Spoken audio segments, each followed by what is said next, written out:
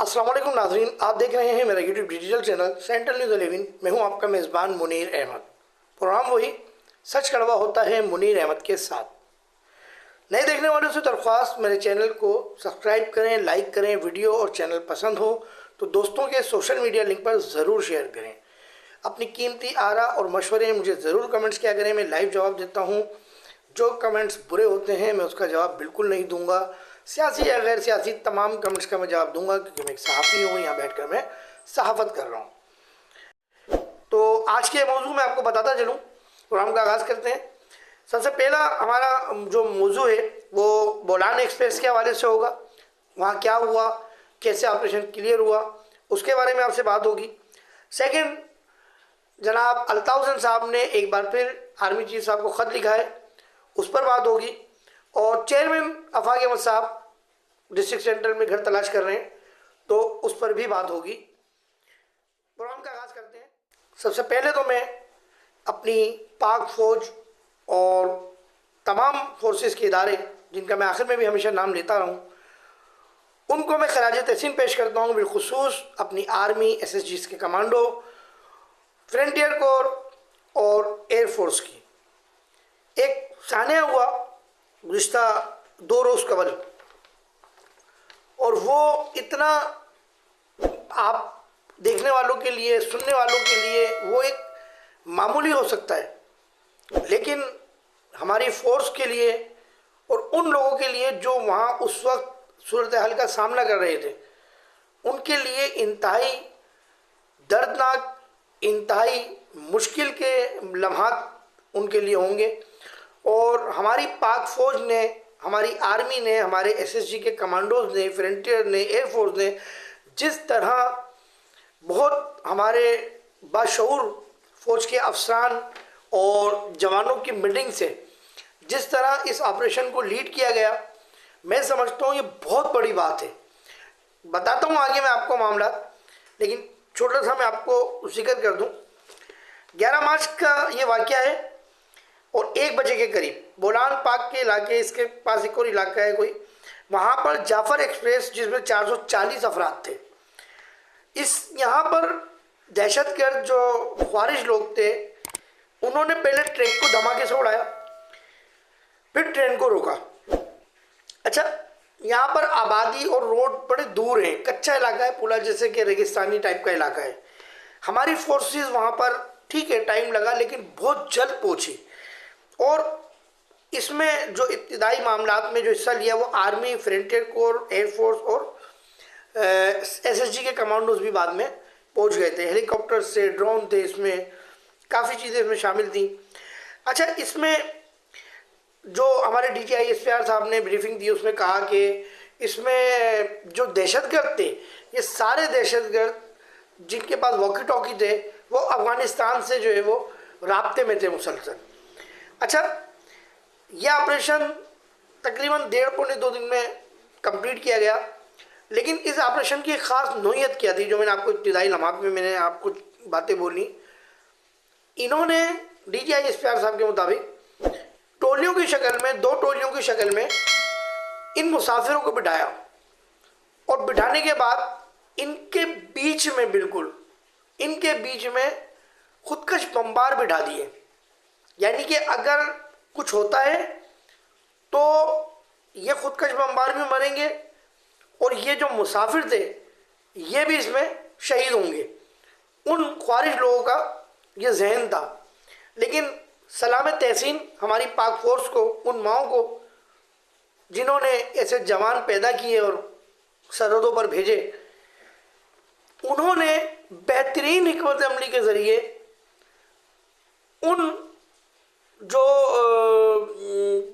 Bomb blast, जो खुदकश लोग बैठे हुए थे, उनको पहले स्टेपर्स के ज़रिए और दीगर एमुनेशन के ज़रिए हिट किया। उसके बाद उन्होंने इन ख्वारियों को भी मारना शुरू किया, और हमारे जो ये मुसाफिर थे 440 के करीब, इनको भी रिकवर करना शुरू किया।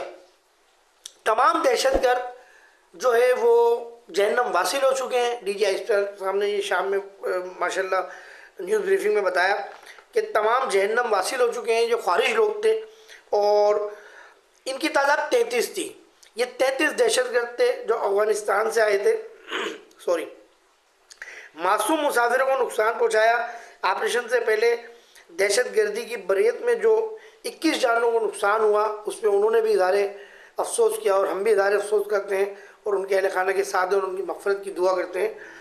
लेकिन बात यह है कि ये दहशतगर्द अफ़गानिस्तान से लीड किए जा रहे थे और ये पहली बार नहीं हुआ। इससे पहले भी जो दहशतगर्दी पाकिस्तान में हाल ही में पिछले दिनों में हुई है उसमें ये अफ़गानिस्तान की कड़ी मिल रही है।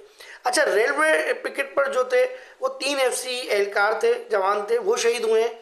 और इसके अलावा दौरान ऑपरेशन एक FC का जो है वो शहीद हुआ है, अफसर या एहलकार।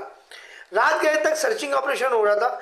DGSPR साहब ने ये भी बताया कि इसमें जो है जो लोग मुसाफिर थे वो आसपास इलाके में मकसद मुंतशिर हो गए थे, तो उनको भी रिकवर किया जा रहा है, उनको भी अपने पास बुलाया जा रहा है।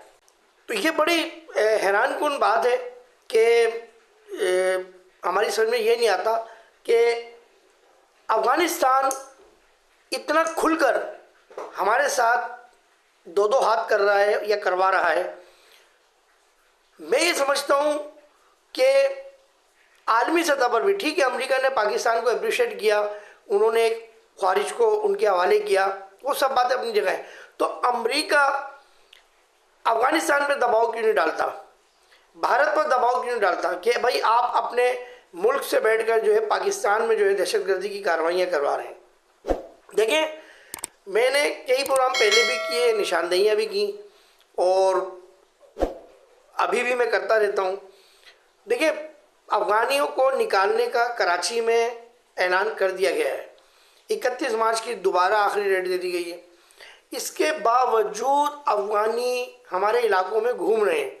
देखें, गवर्नमेंट को, वजारत दाखिला को ये ऐलान करना चाहिए कि जहाँ अफ़गानी नज़र आए इलाके के लोग 15 कॉल करें और अफ़गानियों को पकड़ के बिठाएं और इनको जो है उनके हवाले कर दें। और वो SHO साहब जो हैं, कोई भी थाने के जो होंगे, वो सीधी उनको दूसरे दिन जेल कस्टडी करवा दें, क्योंकि अब ज़ाहिर है वहीं जाते हैं, उसके अलावा इनकी कोई सज़ा या FIR तो है नहीं, क्योंकि फॉरेन एक्ट का मसला होता है।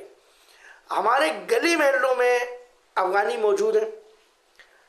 अफ़गानियों को सपोर्ट कौन कर रहा है, इस चीज़ को मद्देनज़र रखते हुए हमारे फोर्सेस के इदारों को इंटेलिजेंस बुनियाद पर ये मालूम करना चाहिए कि अफ़गानियों को जो है वो कौन सपोर्ट कर रहा है। अभी एक मेरे पास क्लिप आया था, मैंने उस क्लिप को हाईलाइट नहीं किया। मैं ना कॉपी पेस्ट का काम करता हूँ जैसा सोशल मीडिया पे आजकल होता है, तो मैंने उसकी स्क्रीनशॉट खींच के SSP सेंट्रल साहब को भेज दी। मुझे नहीं पता वो खबर फेक थी या वो खबर सही थी। बाकायदा उसमें एड्रेसेस थे और उसमें ये बताया गया, नाम कोट कर देता हूँ, फेडरल बी एरिया गुलबर्ग का इलाका था, 3 प्लाट नंबर थे। उसमें ये कहा गया था कि इन प्लाटों पर जो स्टेट एजेंट हैं उन्होंने अफ़गानियों को रेंट पर दिलाया घर ये या फ़रोख्त करवाएं।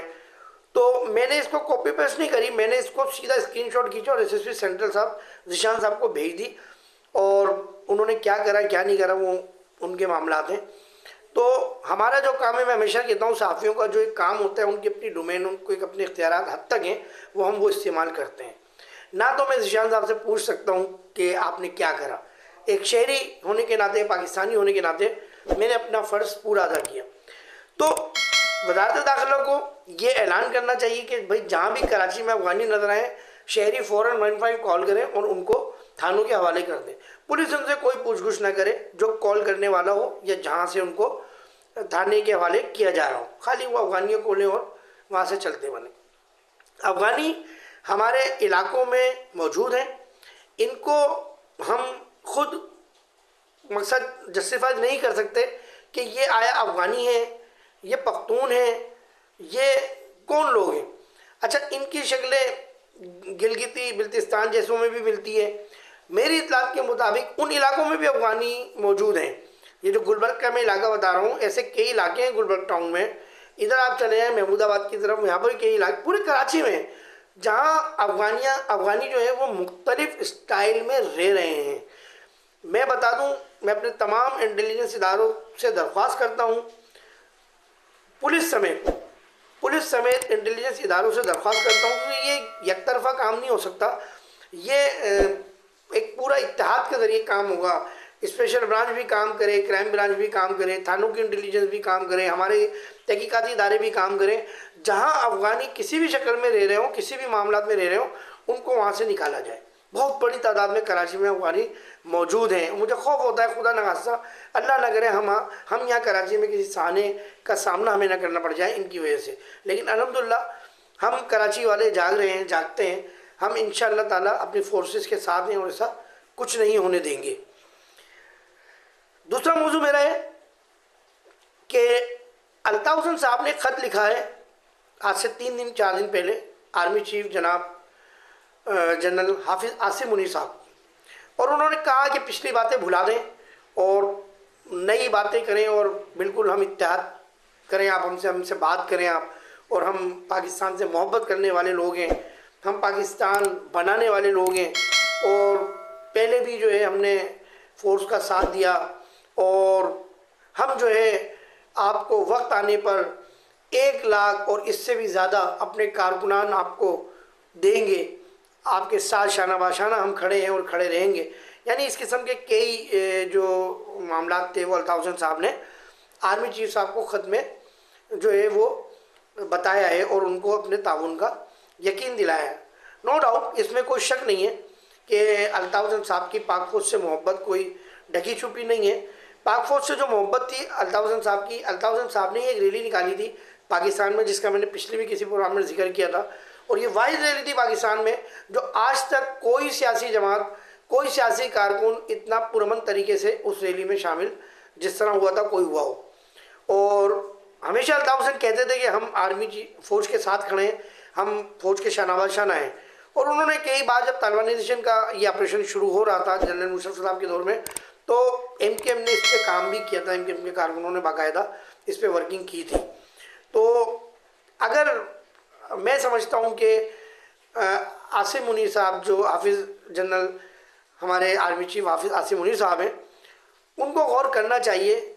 आप दुश्मनों से भी बात करते हैं, आप दीगर लोगों से भी बात करते हैं, आपने बलूचिस्तान के लोगों से भी बात करने की कहा, और आपने जो माजी में भी हमने देखा जो आर्मी चीफ थे उन्होंने जो हथियार लिए हुए थे बलूचिस्तान के, उन्होंने उनसे हथियार भिजवाए और बात की। तो ये तो वो लोग हैं, अल्ताफ़ हुसैन या उनकी जमात वो लोग हैं कि जो पाकिस्तानी हैं।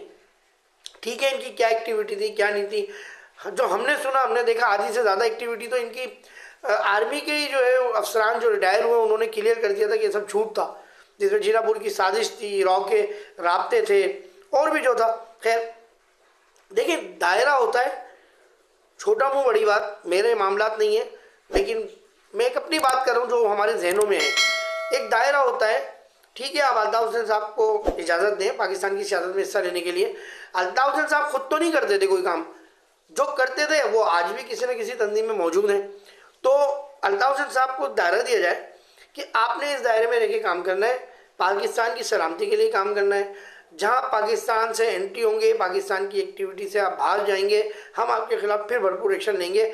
और उनको पता चल गया है कि पाकिस्तानी फोर्सेस हैं और वो बहुत कुछ कर सकती हैं। 2013 में 2016 में जो कुछ किया वो शायद पाकिस्तान की तारीख में कोई ऐसा होगा जो याद नहीं रखता हो। और मैं समझता हूँ कि अगर अल्ताफ़ हुसैन साहब भी पाकिस्तान की सियासत में हिस्सा लेंगे तो अगर आर्मी समझती है, आर्मी चीफ और मौजूद अदलिया अगर उनको इजाज़त देगी तो ज़रूर हिस्सा लेंगे। इसके बाद हम आते हैं तीसरे मौजू पर और आखिरी मौजू पर कि जनाब आफाक अहमद साहब डिस्ट्रिक्ट सेंट्रल में घर ले रहे हैं और डिस्ट्रिक्ट सेंट्रल में भी वो रहेंगे कुछ दिन, और डिस्ट्रिक्ट सेंट्रल में वो भरपूर सियासी अपनी जो सफ़र है सियासी वो डिस्ट्रिक्ट सेंट्रल से दोबारा शुरू करने वाले हैं। और मैं समझता हूँ कि शायद रमज़ान के बाद से आफाक अहमद साहब डिस्ट्रिक्ट सेंट्रल में गुलबर्ग में शायद घर ले लें या कहीं और घर ले लें। गुलबर्ग में अगर घर लेंगे तो मैंने एक प्रोग्राम में कहा था अल्ताफ़ साहब को कि जब आफाक और आमिर साहब को आप साथ मिला लें, ये वो आपके बाजू हैं जो आपने गुलबर्ग टाउन टी ग्राउंड में एक जलसे में कहा था कि ये मेरे दायां बाजू है और ये मेरा बायां बाजू है। तो ईगो मानना पड़ेगा, फिर मैं कह रहा हूँ, पहले भी कहा था कि ईगो मानना पड़ेगा, अल्ताफ़ हुसैन साहब को भी अपना ईगो मानना पड़ेगा। और अल्ताफ़ हुसैन की जो MKM थी उसमें चेयरमैनशिप का ओहदा खाली है, कभी उन्होंने चेयरमैन के उस पर किसी को सीट नहीं दी और इधर आफाक साहब चेयरमैन है अपनी पार्टी के, तो मैं समझता हूँ अगर ऐसा हो जाता है तो कोई मवाजना नहीं है, लेकिन दोनों अपने अपने मामला को बेहतर समझते हैं, आर्मी अपने मामला को बेहतर समझती है। लेकिन मैं प्रोग्राम का इख्तिताम करता हूँ और दुआ करता हूँ कि पाकिस्तान ताकि क़यामत सलामत रहे, पाकिस्तान के तमाम इदारे सलामत रहे, पाकिस्तान के force intelligence, air force, army, rangers intelligence, rangers, police, सबके पुलिस जवान, अफसरान और इनके तमाम मुलाजमीन को अल्लाह अपनी अमान में रखे, अल्लाह अपनी पनाह में रखे, हम सबको अल्लाह अपनी अमान में रखे, पाकिस्तान तक क़यामत सलामत रहे। हम हैं, ये आर्मी और फोर्सेस हैं तो हम हैं, और ये जागते हैं तो हम सोचते हैं। अपना बहुत ख्याल रखिएगा। सेंट्रल न्यूज़ 11 से मुनीर अहमद को कैमरामैन अरज अब्बासी के साथ इजाज़त दीजिए। अस्सलाम वालेकुम रहमतुल्लाहि व बरकातहू।